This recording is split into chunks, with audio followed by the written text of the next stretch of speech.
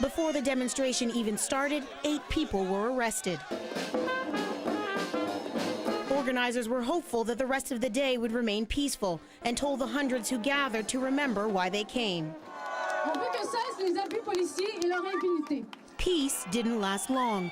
Within the first hour, protesters clashed with police. About a dozen demonstrators broke through the barrier, throwing rocks, fruits, bricks, anything they could at the officers on the scene. Then the demonstrators broke up into smaller groups, making it challenging for police to keep track of who was where. Every year we try to get a contact with the people of that organization, try to get at least the streets they plan to walk on. One police officer was injured. At least 50 people have been arrested, including one of the march's organizers. The protesters headed downtown, where the march continued to deteriorate.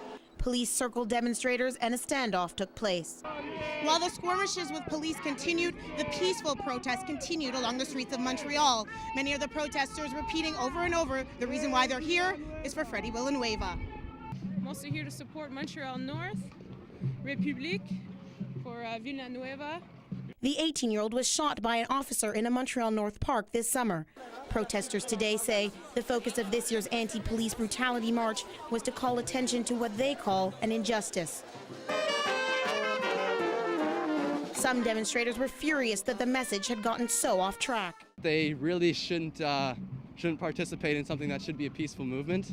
Others felt that the violence was justified. It is their right. They say this annual march is the only way to get their message heard. ELYSIA, BRYAN-BAYNES, Global News, Montreal.